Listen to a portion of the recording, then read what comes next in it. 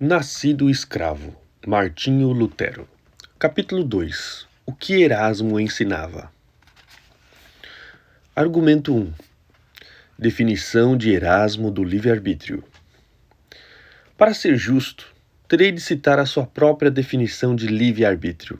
Você diz: compreendo o livre-arbítrio como o poder da vontade humana mediante a qual uma pessoa pode aplicar ou afastar-se das coisas que conduzem à eterna salvação. Você pode realmente chamar isso de definição?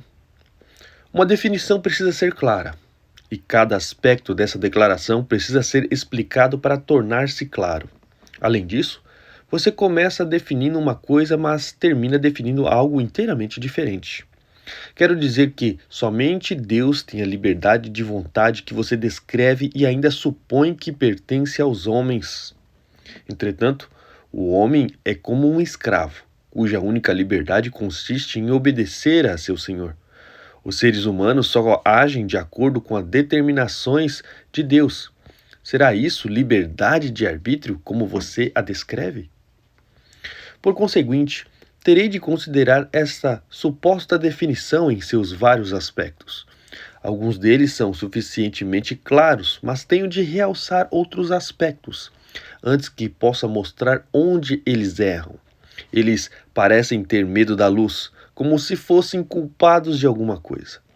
Começarei supondo que o poder da vontade humana, a respeito do qual você fala, seja o de aceitar ou rejeitar alguma coisa, o poder de aprovar ou desaprovar. Essa é realmente a função da vontade humana. Mas, em seguida, você acrescenta, mediante o qual uma pessoa pode aplicar-se. O que você está fazendo é separar o homem de sua vontade.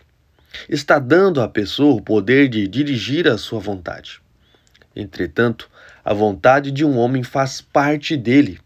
É a parte dele que faz essas escolhas. Obviamente, separar o homem de sua vontade e conferir-lhe poder sobre ela é absurdo. Se porventura entendi mal a questão, a culpa é sua, Erasmo, por não haver escrito com mais clareza. Em seguida, quais são as coisas que conduzem à eterna salvação?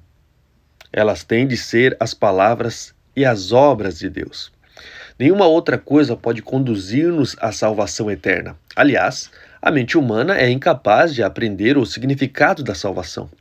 Paulo diz: nem olhos viram, nem ouvidos ouviram, nem jamais penetrou em coração humano o que Deus tem preparado para aqueles que o amam. 1 Coríntios 2,9. Paulo passa então a dizer como podemos tomar conhecimento dessas realidades. Mas Deus nos revelou pelo Espírito. 1 Coríntios 2,10. Isso sem dúvida significa que, sem o Espírito Santo, jamais tomaríamos conhecimento dessa salvação e, assim sendo, não poderíamos nos dedicar a buscá-la. Alguns dos homens mais bem instruídos deste mundo têm considerado as verdades espirituais como bobagem. De fato, quanto mais brilhantes têm sido as suas mentes, mais ridículas lhe parecem ser as verdades espirituais. Os homens só podem chegar a reconhecer as realidades dos valores espirituais em seus corações quando o Espírito Santo os ilumina. Em seguida, você assevera que o livre-arbítrio é a capacidade que a vontade humana tem por si mesma de decidir se aceita ou não a palavra e as obras de Deus. Isso equivale a fazer com que a vontade humana seja capaz de escolher entre o céu ou o inferno. Isso significa que não há espaço para a atuação do Espírito Santo ou para a graça divina, colocando a vontade humana no mesmo nível de Deus. Os pelagianos também fizeram isso, mas você os ultrapassa. Eles distinguiam em duas partes o livre-arbítrio: o poder de compreender a diferença entre as coisas e o poder de escolha entre elas. Porém, para você, o livre-arbítrio tem o poder de escolher coisas eternas, embora sejam totalmente incapazes de entendê-las. Desse modo, você criou um meio livre-arbítrio. Além disso, Você contradiz a si mesmo, visto que afirmou que a vontade humana nada pode fazer sem a graça divina. No entanto, quando você escreveu uma definição do livre-arbítrio, concedeu total liberdade para a vontade humana. Você é um homem muito estranho. Prefiro até mesmo o ensinamento de alguns dos antigos filósofos aos seus. Eles diziam que um homem entregue a si mesmo só faria o que é errado. O homem só poderia escolher o bem com a ajuda de graça divina. Eles diziam que os homens são livres para cair, mas precisam de ajuda para elevar-se. Porém, é risível chamar isso de livre-arbítrio. Com base em tais conceitos, eu poderia afirmar que uma pedra tem livre-arbítrio, pois só pode cair, a menos que seja erguida por alguém. O ensino daqueles filósofos, porém, ainda é melhor do que o seu, pois a sua pedra, Erasmo, pode escolher se sobe ou desce. Argumento 2. Argumento de Erasmo baseado em um livro apócrifo. Você alicerça a sua defesa do livre-arbítrio no livro apócrifo de Siracides, Eclesiásticos 15, verso 14 a 17. Abre aspas. No princípio, ele fez o homem e o deixou entregue ao seu próprio arbítrio. Fecha aspas. O escritor desse livro apócrifo ainda adiciona as seguintes palavras sobre os mandamentos e preceitos de Deus. Abre aspas. Se queres, guardarás os mandamentos e farás fielmente a sua vontade. Diante de ti foi colocado o fogo e a água. Pode estender a mão para onde quiseres. Diante dos homens estão vida e morte, e cada um será dado o que lhe agradar. Fecha aspas. Eu poderia eliminar esse suposto texto de prova, asseverando que o livro de Siracides, Eclesiásticos, nunca foi incluído pelos judeus como porção integrante do Antigo Testamento. Porém, basta me dizer que você mesmo afirmou que tal livro é obscuro e ambíguo. Levaria uma eternidade para você ou para qualquer outro apresentar uma passagem que diga claramente no que consiste o livre-arbítrio. Argumento 3. 3 pontos de vista de Erasmo a respeito do livre-arbítrio. Você apresenta 3 pontos de vista acerca de um mesmo livre-arbítrio. Examinemo-los. O primeiro é a ideia de que o homem não pode querer fazer o bem. Ele não pode tomar tal iniciativa, progredir nessa direção ou consumar o bem sem a graça especial. A esse ponto de vista, você chama de rígido, mas suficientemente provável. O segundo ponto de vista, que você reputa ainda mais rígido, é o de que o livre-arbítrio só pode conduzir o homem ao pecado e que somente a graça divina pode conduzi-lo à bondade.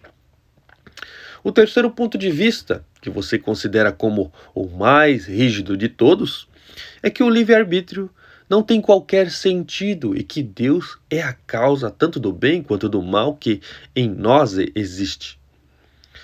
Você declara disposto a aceitar o primeiro desses 3 pontos de vista, porquanto permite que o homem faça algum esforço, e afirma que opõe-se aos outros 2. Você parece não saber o que está dizendo. Esses não são realmente 3 diferentes pontos de vista. São um único ponto de vista, expresso mediante diferentes palavras, em ocasiões diferentes por seus oponentes. Sua definição de livre-arbítrio em coisa alguma assemelha-se ao primeiro ponto de vista, o qual você declara aceitável. A sua definição assegura que o livre-arbítrio pode fazer tanto o bem quanto o mal. No entanto, o ponto de vista que você aceita afirma que a vontade humana não pode escolher o bem sem a ajuda da graça divina. Assim, você já conta com 2 vontades humanas em desacordo. Ao aceitar o primeiro ponto, você concorda que o livre-arbítrio não pode praticar o bem. Você mesmo disse, um pouco antes, a vontade humana é tão maligna que perdeu a sua liberdade, sendo forçada a servir ao pecado, não podendo retomar a um estado melhor. Não obstante, quando eu digo exatamente a mesma coisa, você diz, nunca se ouviu coisa tão absurda. O que você escreve significa que tentar ser bom está e ao mesmo tempo não está no poder do livre-arbítrio. Se isso não é um absurdo, eu gostaria de saber o que é. As suas afirmativas são de tal modo contrárias umas às outras que não há qualquer possibilidade delas permanecerem coesas. Não há meio termo entre ser capaz de fazer o bem e não ser capaz de fazer o bem. No que concerne ao segundo e ao terceiro ponto de vista que você delineou, nada há neles que já não se encontre no primeiro. Os três pontos de vista concordam plenamente uns com os outros. Você diz que se opõe ao segundo e ao terceiro, mas todos os três afirmam que a vontade humana perdeu a sua liberdade, sendo forçada a servir ao pecado, não podendo pôr o bem em prática. Ora, se isso é verdade, segue-se que, quando o ser humano pratica algum mal, assim age porque é forçado. Ele não pode evitá-lo. Argumento 4. Voltando ao argumento de Erasmo baseado em Siracides, Eclesiásticos 15, verso 14 a 18. Retornemos àquela passagem do livro apócrifo de Siracides, Eclesiásticos, a fim de compará-la com o primeiro dos três pontos de vista que acabamos de aludir. Esse ponto de vista, que você afirma ser provavelmente correto, declara que o livre-arbítrio não pode querer praticar o bem. No entanto, aquela passagem extraída do livro de Siracides, Eclesiásticos, foi citada a fim de provar que o livre-arbítrio pode fazer algo de bom. Segundo a sua opinião, essa passagem deveria apoiar o primeiro ponto de vista. No entanto, ela não diz nada a respeito do assunto. Seria como alguém citar uma passagem qualquer sobre Pilatos, como governador da Síria, a fim de provar que Cristo foi o Messias. Mas para sermos justos, consideraremos o trecho de Siracides 15, do verso 14 a 16. Esse trecho começa dizendo, abre aspas, no princípio ele fez o homem e o deixou entregue a seu próprio arbítrio. Até essa altura, não há qualquer referência aos mandamentos.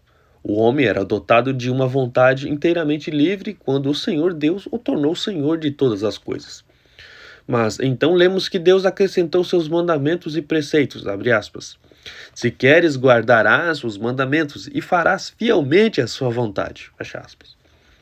E isso também exprime uma verdade. Deus tirou o homem de sua posição de domínio e dali por diante ele ficou debaixo dos mandamentos.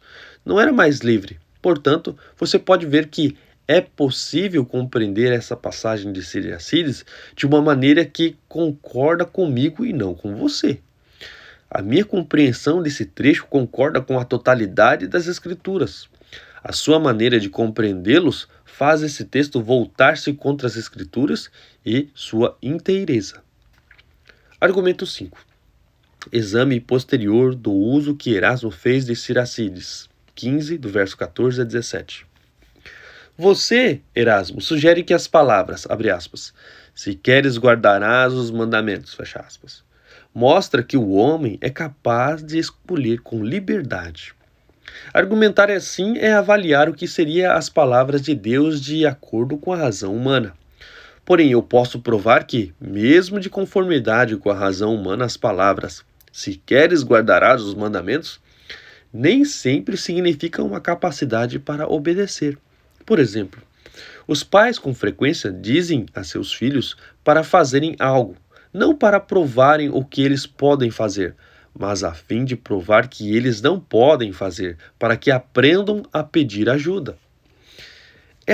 É também assim que Deus lida conosco. Ele dá a sua lei, a fim de mostrar-nos a nossa total incapacidade de observá-la. Esse é o ensinamento de Paulo em Romanos 3, verso 20 e 5, verso 20, e em Gálatas 3, verso 19 e verso 24. Argumento 6. Os argumentos de Erasmo devem significar que a vontade do homem é completamente livre. Há uma contradição básica em seu argumento. Por um lado, você diz que as palavras de Siracides, 15, verso 14 a 17, se queres guardarás os mandamentos, significa que o homem pode livremente escolher. Mas você também diz que o primeiro dos três possíveis pontos de vista é provavelmente verdadeiro. No entanto, esse ponto de vista afirma que o livre-arbítrio não pode fazer o bem algum. Você não pode manter essas duas posições. Ora, o livro de Siracíderes não diz: se queres e tentares, guardarás os mandamentos. Diz: se queres, guardarás os mandamentos. Por conseguinte, se o livro de Siracíderes favorece o livre-arbítrio, em algum sentido, deve estar em pauta uma liberdade total, não apenas parcial. Essa foi a conclusão que chegaram os pelagianos acerca dessas palavras. Qualquer um que deseje discordar dos pelagianos enfrentará um grande problema. Tal pessoa talvez queira apenas conceber um livre-arbítrio parcial, a exemplo do que você faz. O que significa que um homem é livre meramente para desejar e tentar obedecer a Deus. Os pelagianos retrucariam dizendo que essa passagem ensina um completo livre-arbítrio ou uma completa servidão da vontade, e levariam esse argumento ainda mais adiante para o trecho que diz, abre aspas, se queres guardarás os mandamentos e farás fielmente a sua vontade, fecha aspas. Como resultado disso, os pelagianos ensinavam que o homem é livre para crer. Não obstante, na Bíblia, Paulo enfaticamente argumenta contra tal ideia, ao dizer que a fé é um dom especial conferido por Deus. Efésios 2:8. Contudo, cumpre-me retornar ao meu argumento de que o livro de Siracíderes, Eclesiástico, não prega o livre-arbítrio. Constitui um grande erro argumentar que as palavras se queres guardarás os mandamentos devem significar, portanto, tu podes. O primeiro homem, Adão, era assistido pela graça de Deus e, no entanto, desobedeceu. Se Adão desobedeceu, o que podemos nós fazer antes de havermos recebido qualquer graça divina? O livre-arbítrio é completamente impotente. Se pusermos a situação de Adão ao lado do trecho de Siracíderes, 15, do verso 14 a 17, você verá que esse trecho, longe de manifestar-se em favor do livre-arbítrio, é fortíssimo argumento contra tal ideia. Essa passagem, pelo contrário, ensina o nosso dever de cumprir a vontade de Deus e não a nossa capacidade de obedecer a Deus. Argumento 7. Gênesis 4:7. Outro texto que prova que receber um mandamento não significa ter a capacidade de obedecê-lo. Erasmo, você cita as palavras de Gênesis 4:7. E eis que o pecado jaz à porta, o seu desejo será contra ti, mas a ti cumpre dominá-lo.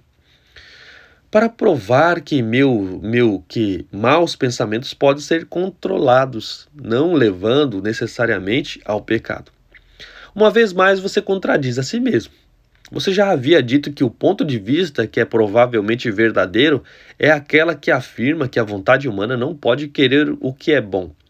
No entanto, aqui você diz que o homem pode dominar os maus desejos, sem fazer qualquer alusão à ajuda de Cristo ou do Espírito Santo. Esse texto bíblico, na verdade, não está ensinando nada disso.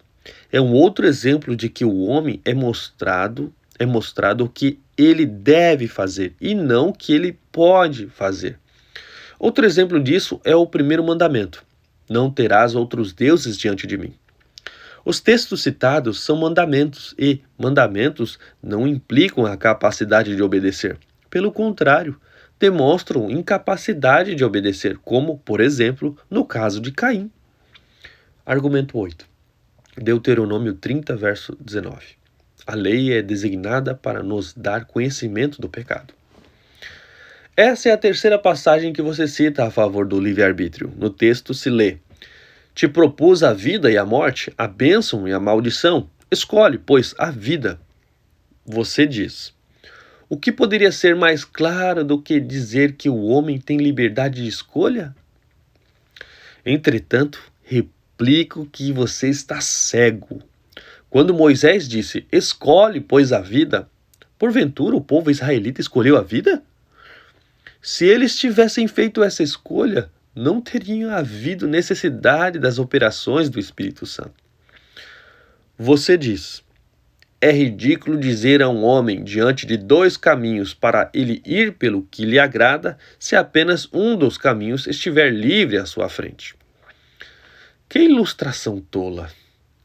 É verdade que nós estamos diante de uma bifurcação, porém os dois caminhos, e não somente um, estão fechados para nós. Somos incapazes de tomar o caminho que conduz ao bem sem a graça de Deus. E nem mesmo podemos tomar o outro caminho sem a permissão de Deus. Em Romanos 3:20, Paulo não diz: pela lei vem o pleno conhecimento da bondade, nem pela lei vem o pleno conhecimento da vontade. Ele diz: pela lei vem o pleno conhecimento do pecado. A lei não ensina o que os homens podem fazer, mas o que os homens devem fazer. Em seguida, você cita Deuteronômio 3 acerca de escolher, de desviar-se e de observar. Você diz que as pessoas não têm realmente poder para fazer essas coisas, então os mandamentos são destituídos de significado. Uma vez mais, porém, todos esses mandamentos dizem que as pessoas devem fazer e não o que podem fazer. Não são destituídos de significado. Tem por desígnio ensinar ao homem orgulhoso o quão impotente ele é. Você tenta ridicularizar essa posição comparando-a a um homem que esteja totalmente amarrado, menos o seu braço esquerdo. Então lhe é dito que há um bom vinho à sua direita e veneno à sua esquerda. É-lhe então ordenado que escolha um deles. O que você está tentando provar com essa ilustração? Estará tentando provar a liberdade absoluta da vontade humana? Mas quão esquecido você é! Você já tinha dito que o livre-arbítrio nada pode fazer sem a graça de Deus? Você tentou ridicularizar a minha posição com sua ilustração, porém, deixa-me expor a minha posição com uma ilustração melhor. Imaginemos um homem com ambos os braços amarrados. Este homem gaba-se de que é livre para mover seus braços para a direita e para a esquerda. Ordena-se, então, a ele que mova um braço em uma certa direção, não a fim de divertir-se com ele, mas a fim de provar que ele é incapaz de obedecer. Nas Escrituras, aprendemos que o homem não apenas está amarrado por Satanás, mas também iludido na crença de que é livre para fazer o que é direito. A lei de Moisés foi dada para mostrar aos homens que eles estão iludidos com sua liberdade imaginária. Argumento 9. Confusão de Erasmo acerca da lei e do Evangelho. Você se vale de inúmeras passagens para provar a sua posição, mas fracassa completamente em sua tentativa de mostrar a diferença entre a lei e o Evangelho. Deixe-me mostrar como o Evangelho é ensinado em passagens que você pensa que dizem respeito à lei. Para exemplificar, consideremos o texto de Jeremias 15:19. Se tu te arrependeres, eu te farei voltar e estarás diante de mim. E Zacarias 1:3. Tornai-vos para mim, diz o Senhor dos Exércitos, e eu me tornarei para vós outros. Porventura, tornai-vos prova que o homem tem a capacidade de voltar? E amarás, pois, o Senhor teu Deus de todo o teu coração, de toda a tua alma e de toda a tua força. Deuteronômio 6:5. Prova que ele tem capacidade para amar a Deus? Essas palavras não provam que os homens possam voltar-se para Deus, contando apenas com a sua própria capacidade. Mas quando os homens entendem o que devem fazer, então eles perguntarão aonde poderão encontrar a capacidade para obedecer. As palavras tornai-vos para mim não significam tentai tornar-vos para mim. Você diz que a graça divina é posta à disposição quando os homens tentam voltar-se para Deus. Mas isso faria também a segunda parte desse versículo significar: eu tentarei tornar-me para vós. Isso seria espantoso. talvez a graça também esteja à disposição do Senhor. Longe de nós os argumentos vazios, a palavra tornar é utilizada nas Escrituras tanto em sentido legal como em sentido evangélico. Quando ela é usada em sentido legal, trata-se de um mandamento obrigatório, não apenas uma tentativa do homem de obedecer, mas uma completa mudança em sua vida. Jeremias 4:1, 25:5 e 35:15. E quando a palavra tornar é empregada em seu sentido evangélico, ela é proferida por Deus como um consolo e uma promessa, quando coisa alguma é exigida de nós, mas antes a graça de Deus nos é oferecida. Salmo 14:7, 116:7 e 126:1. Zacarias exibe-nos tanto a mensagem da lei quanto a mensagem da graça. A totalidade da lei é resumida nas palavras: tornai-vos para mim. A totalidade da graça nas palavras: e eu me tornarei para vós outros. Você interpreta de igual maneira Ezequiel 18:23. Acaso tenho eu prazer na morte do perverso? Diz o Senhor Deus. Não desejo eu antes que ele se converta dos seus caminhos e viva? Uma vez mais, você interpreta as palavras que ele se converta como a capacidade de fazê-lo. Você faz desse trecho lei ao invés de evangelho.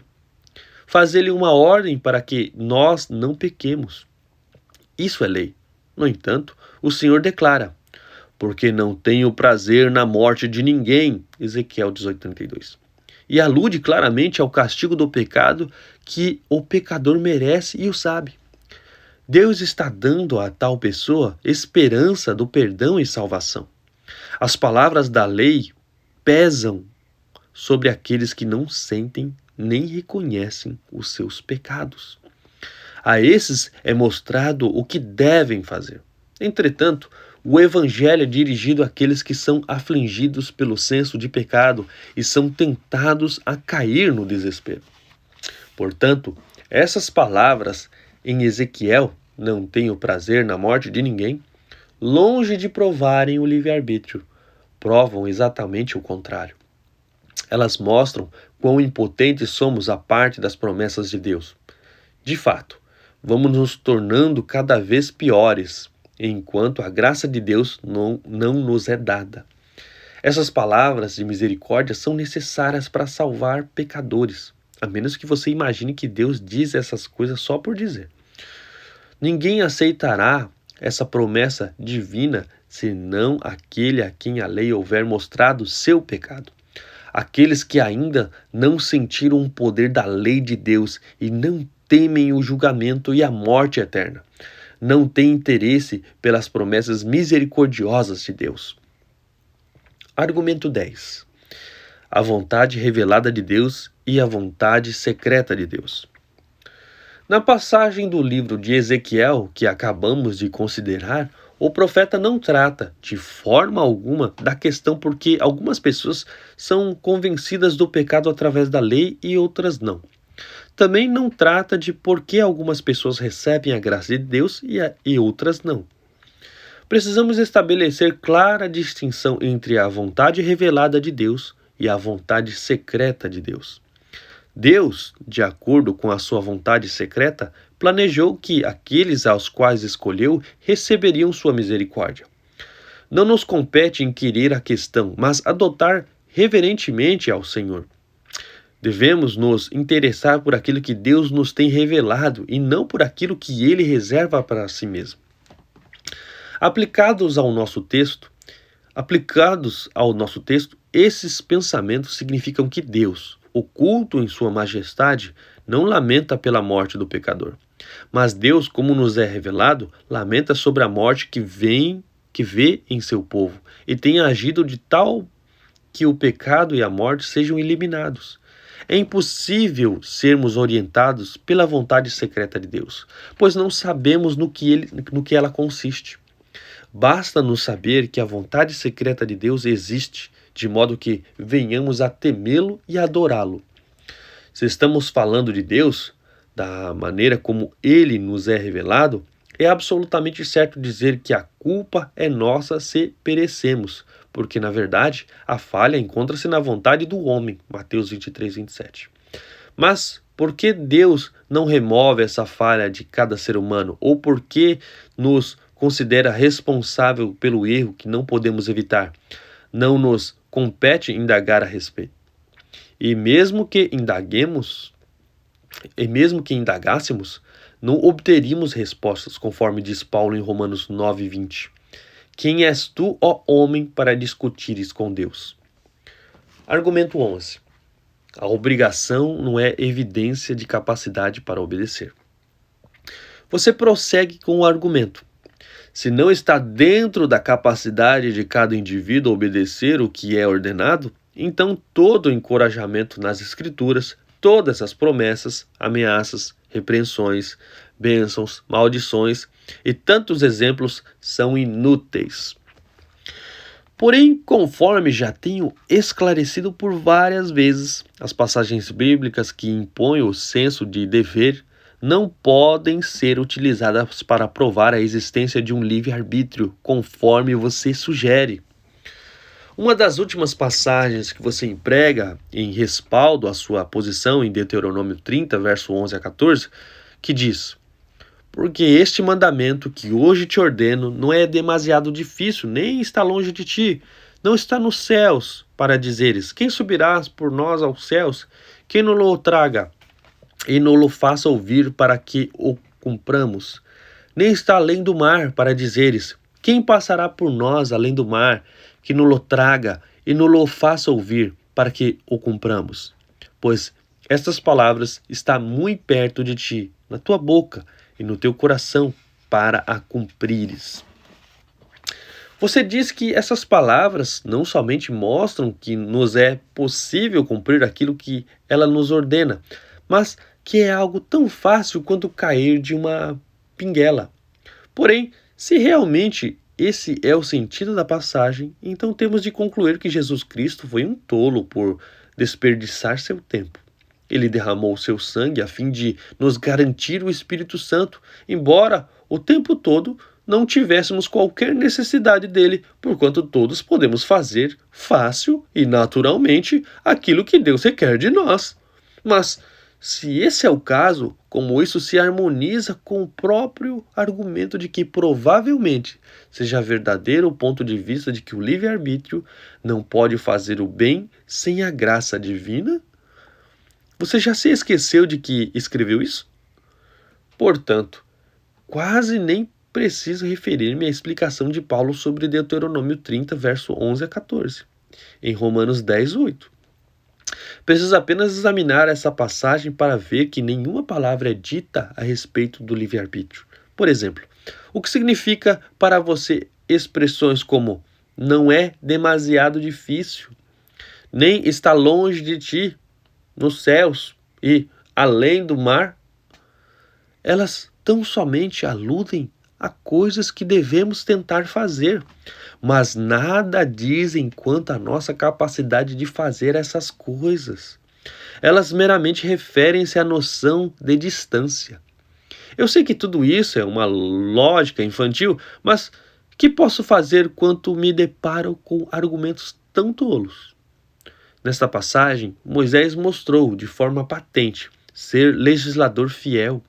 Ele deixou o povo sem a desculpa de obedecer à lei de Deus.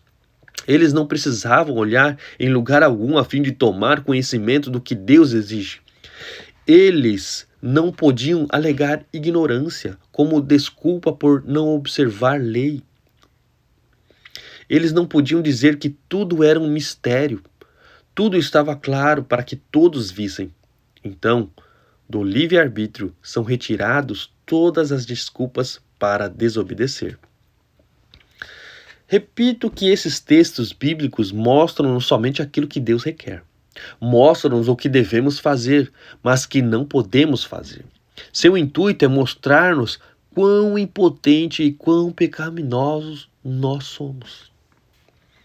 Argumento 12.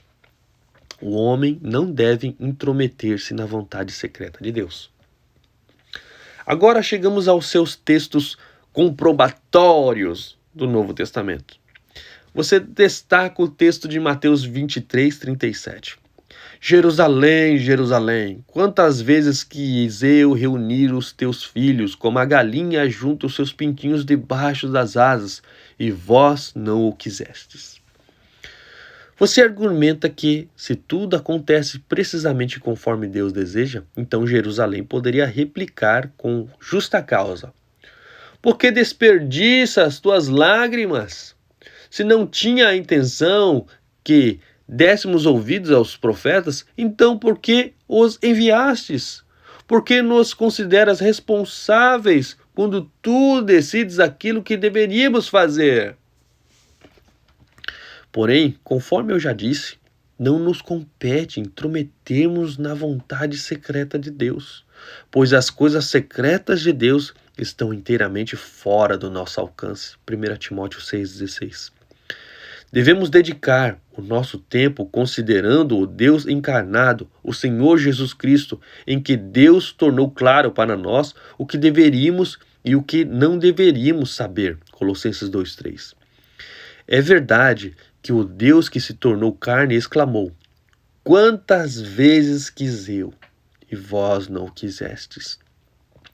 Cristo veio a este mundo a fim de realizar, sofrer e oferecer a todos os homens tudo quanto é necessário à sua salvação. Mas alguns homens, endurecidos por causa da vontade secreta do Senhor, rejeitam-no.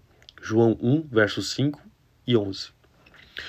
O mesmo Deus encarnado, entretanto, chora e lamenta-se em face da destruição eterna dos ímpios, ainda que, em sua divina vontade, propositalmente, ele os tenha deixado perecer.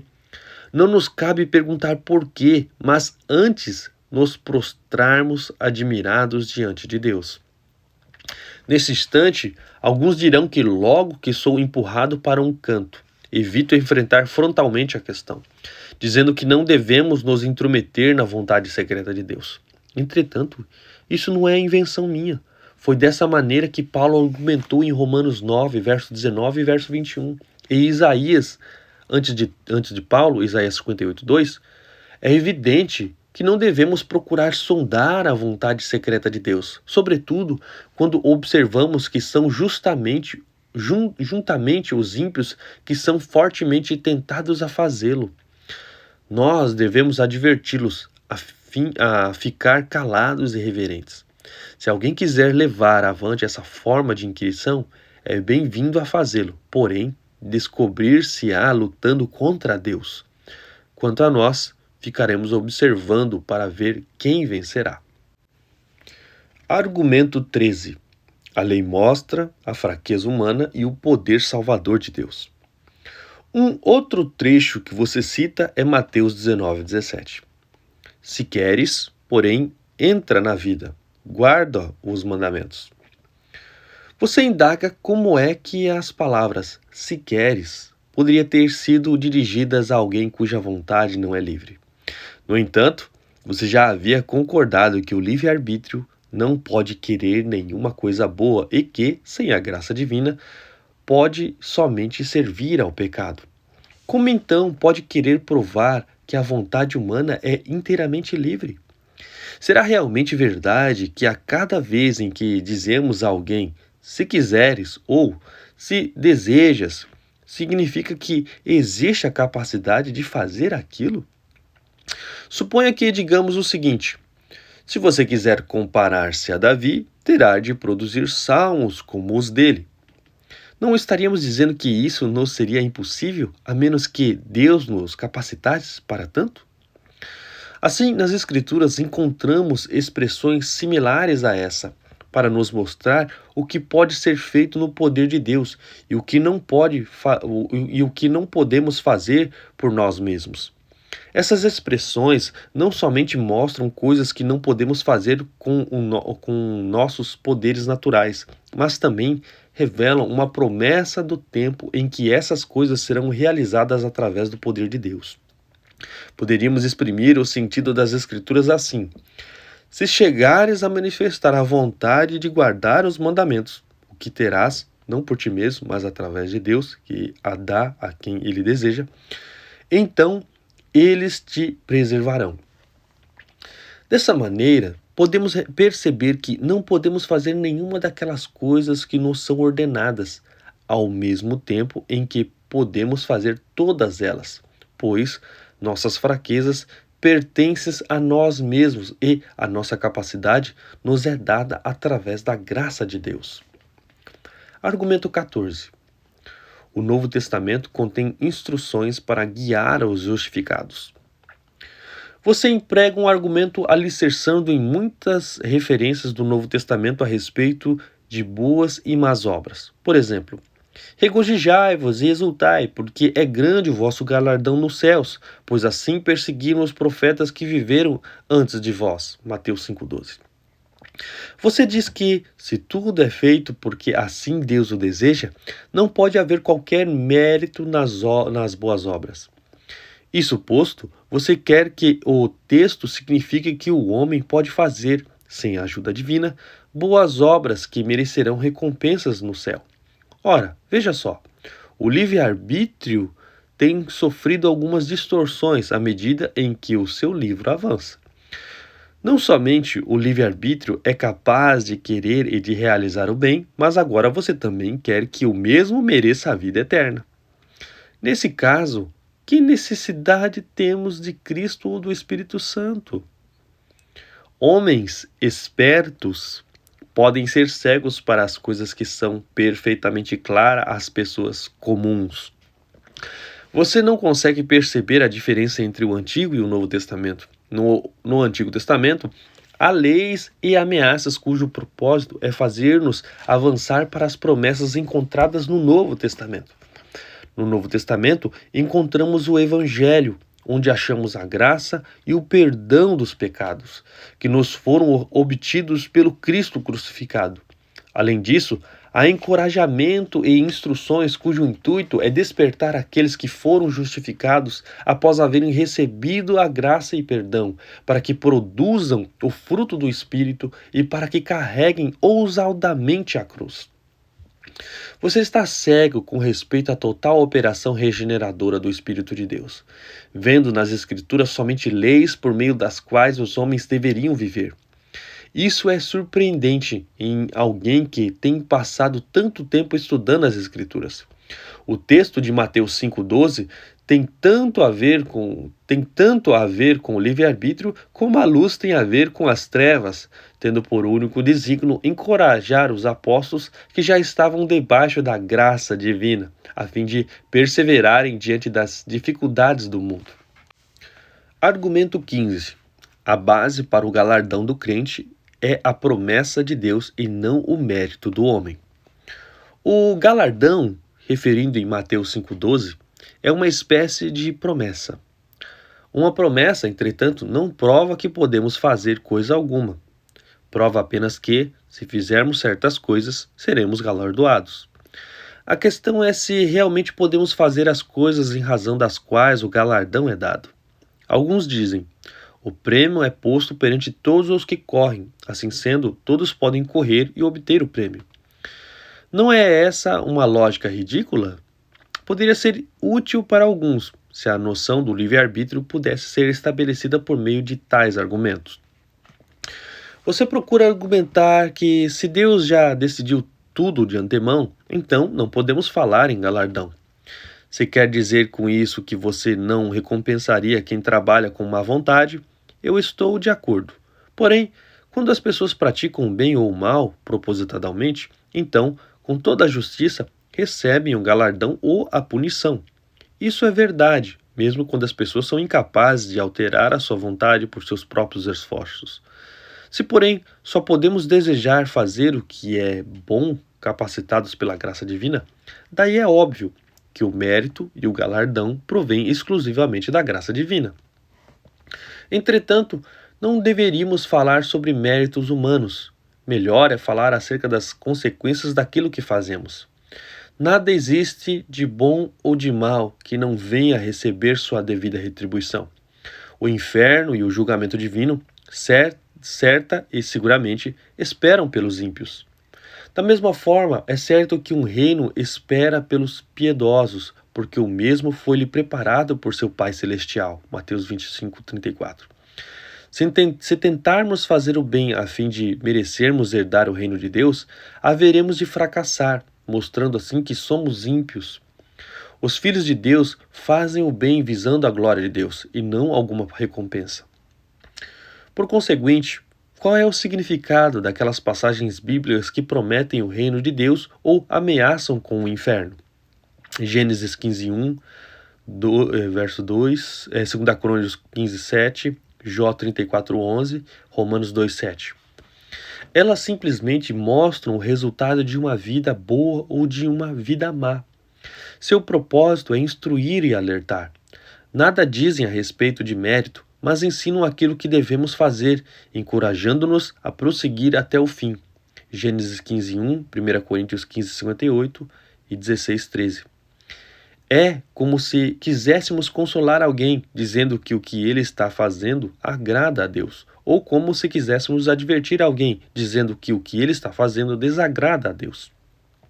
Mesmo assim, você argumenta: por que Deus importa-se em dizer-nos essas coisas, quando todas elas já foram determinadas de antemão?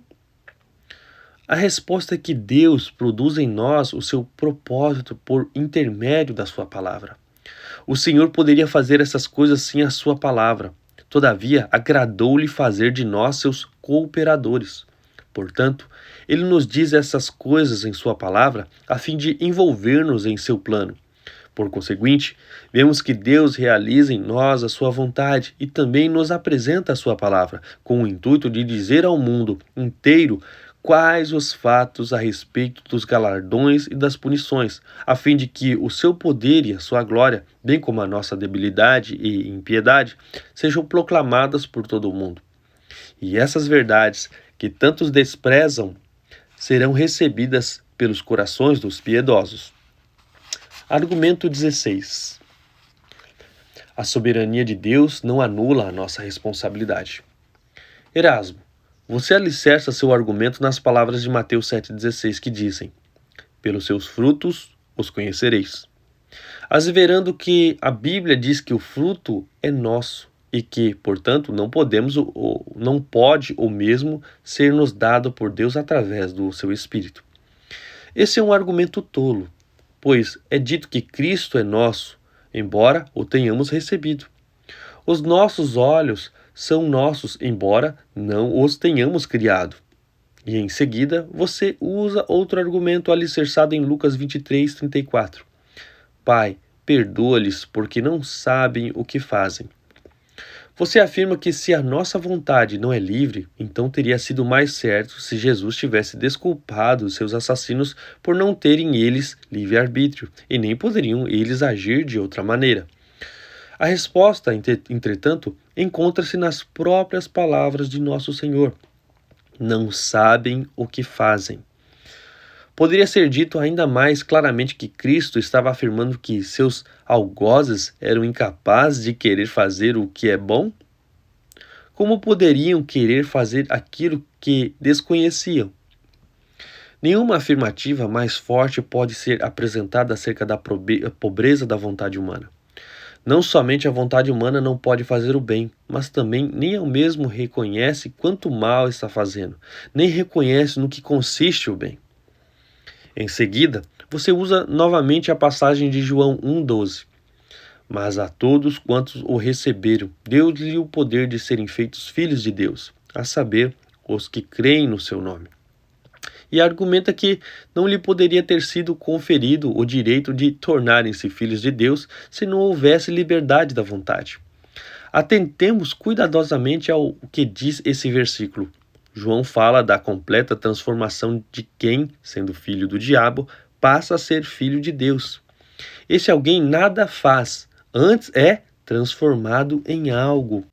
Tornamo-nos filhos de Deus através da operação de Deus e não por qualquer atuação do livre-arbítrio em nós. João está nos dizendo que o Evangelho da Graça, que não impõe a exigência de obras, cria uma esplêndida oportunidade para todos os homens tornarem-se filhos de Deus, se vierem a crer no Senhor. Todavia, esse querer e esse crer são questões acerca das quais eles não tinham qualquer conhecimento prévio. Muito menos ainda, eles poderiam fazer essas coisas contando apenas com suas próprias forças. Os homens jamais poderiam conceber, por si mesmos, um evangelho que envolvesse fé em Cristo, como Filho de Deus e Filho do homem. Como, portanto, poderiam eles estar dispostos ou ser capazes de receber o evangelho? João não estava anunciando as virtudes do livre-arbítrio, e sim as riquezas do reino de Deus, dadas a conhecer ao mundo inteiro através do evangelho.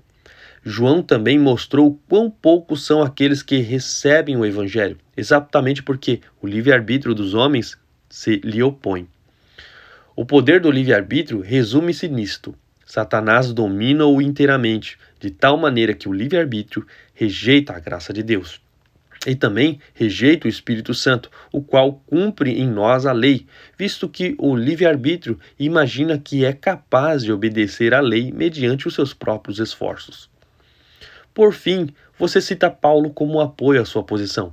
Paulo, o grande adversário da ideia do livre-arbítrio. Você usa o texto de Romanos 2,4. Ou desprezas a riqueza da sua vontade e tolerância e longanimidade, ignorando que a bondade de Deus é que te conduz ao arrependimento? E então indaga: como poderiam ser acusados de desprezar as realidades divinas aqueles que não possuem o livre-arbítrio? Visto que Deus é o juiz que compele os homens a praticarem o mal, como poderia eles condená-los? Será que você não vê que as palavras de Romanos 2,4 são uma advertência cujo propósito é fazer os ímpios perceberem quão incapazes são? Tendo-os humilhados, Deus queria prepará-los para receber a sua graça.